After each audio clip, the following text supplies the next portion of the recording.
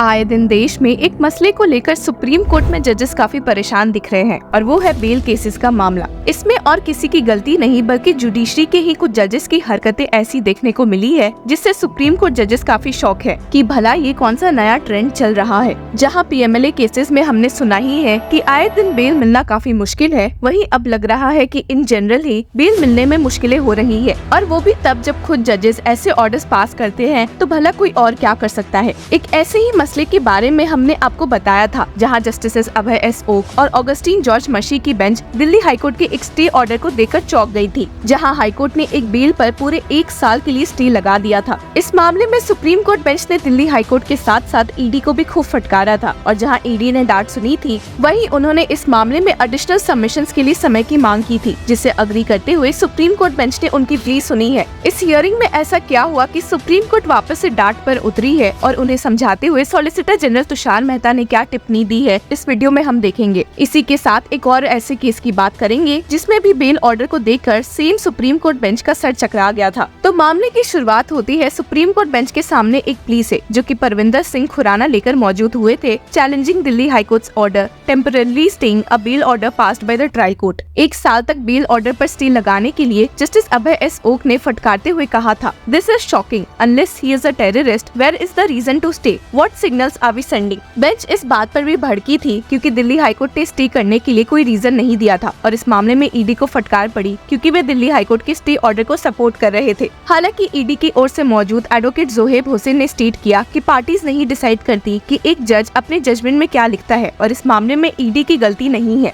और वहीं बीते दिन की हियरिंग में उन्होंने अपना स्टैंड क्लियर करते हुए कहा कि I am not trying to defend the order of stay which has been granted, we are no one to do that. हालांकि जस्टिस अभय एस ओक इस स्टे ऑर्डर से काफी भड़के हुए थे और कहा, there is a power to grant stay but in what manner it is given, this is the question. लेकिन सॉलिसिटर जनरल तुषार मेहता ने जस्टिस ओक को समझाने की कोशिश की कि ऐसा नहीं है, और कहा, there are many cases like this, we bow down that stay can not have been granted by a single line order, we don't want to argue the matter. इन सब के बावजूद भी जस्टिस ओक का गुस्सा शांत नहीं हुआ और उन्होंने एक ऊंचे टोन में कह दिया, No, Mr. SG, advocate for ED said that he wanted to argue and wanted 10 minutes. He has to argue. Enough is enough. Show us the judgment. यहाँ पर एडवोकेट हुसैन ने सुप्रीम कोर्ट बेंच को वापस से समझाने की कोशिश की कि वे दिल्ली हाईकोर्ट के स्टे ऑर्डर को डिफेंड नहीं कर रहे हैं, पर सिर्फ सुप्रीम कोर्ट के कुछ पास जजमेंट्स को साइट कर रहे हैं जिसमें ऐसा ऑर्डर पास किया गया है, and stated, my lords, even SG has said that we are not defending the order, we are showing orders where this practice has been followed. आपको लगेगा कि इतने हीटेड डिस्कशन के बाद जस्टिस ओक शांत हुए होंगे, बट ऐसा बिल्कुल भी नहीं हुआ और उन्होंने वापस से ईडी को फटकारते हुए कहा, don't see that you are showing a couple of orders of this court and saying this is the practice, if it is we will say it is a wrong practice. हालांकि एक आखिरी बार try करते हुए advocate Hussain ने state किया, my only submission is power to cancel bail subsumes within its power to stay. लेकिन यहाँ पर जस्टिस अभय एस ओक ने अपना स्टैंड क्लैरिफाई करते हुए कहा कि we are only on one aspect, can an order granting bail be stayed. It is in exceptional cases and that too with reasons, very rare cases. You cannot restrict liberty like this. This will be disastrous. If we grant stay like this will be disaster. Where will Article 21 go? यहाँ पर hearing में काफी twist भी आ गया जब solicitor general Tushar Mehta ने कह दिया कि कई केसेस देश में ऐसे भी है जहाँ पर लोग बेल कंडीशंस के बावजूद इंडिया छोड़कर भाग जाते हैं। ये बात सुनकर तो जस्टिस ओक काफी शॉक हो गए, जिसके बाद SG मेहता ने आगे ऐड करते हुए स्टेट किया कि I will be very candid once the person is outside India, no conditions work। लेकिन अपने पॉइंट को एक बार फिर से दोहराते हुए जस्टिस अभय एस ओक ने कहा, we are going to say that the stay has to be granted in a rarest cases when the need arises,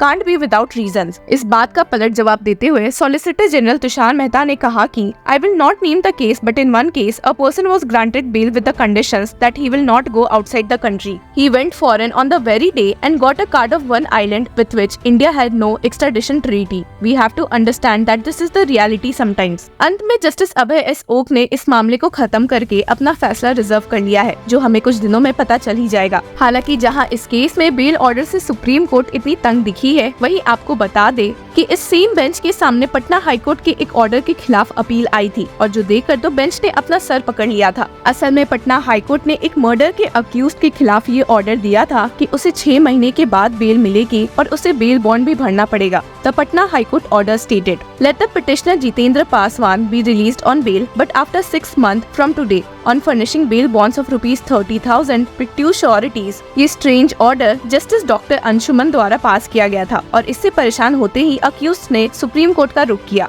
इस ऑर्डर को पढ़ने के बाद तो सुप्रीम कोर्ट भी काफी चौंक गई कि भला ये किस तरह का ऑर्डर है, और स्टेट किया, "This is extremely strange. Some courts are granting bail for 6 months or 1 year, and this is new trend now. It is like that I am granting you bail, but I will release you after 6 months. What is this?" और तुरंत इस मामले में accused को interim bell देने के साथ sought the response of the Bihar government in the matter by September 2। इसके अलावा भी हमने आपको एक और केस के बारे में बताया था जहां बेल ऑर्डर को ही देकर सुप्रीम कोर्ट में सीजे डीवाई चंद्रचूड़ काफी शॉक हो गए थे। उन्होंने उस केस में बेल ऑर्डर को सेट असाइड किया जिसमें उन्होंने पाया कि जज ने कोई रीजन नहीं दिया है ये ऑर्डर पास करने के लिए। CJI stated, "Where an order refusing or granting bail does not furnish the reasons that inform the decision, there is a presumption of the non-application of mind which may require the intervention of this court." यहाँ पर supreme court की bench जिसमें कि CJI DY Chandrachud, justice JB Pardiwala और मनोज मिश्रा मौजूद थे, के सामने एक प्ली आई हुई थी which challenged the Jharkhand high courts order granting bail to an accused of a murder। इस ऑर्डर को सेट असाइड करने के साथ साथ सुप्रीम कोर्ट बेंच ने ये भी ऑब्जर्व किया था कि the power of granting bail by the high court is discretionary. The same has to be exercised in a judicious manner and not as a matter of course। और साथ ही इस bail order को set aside करने के साथ supreme court bench ने state किया,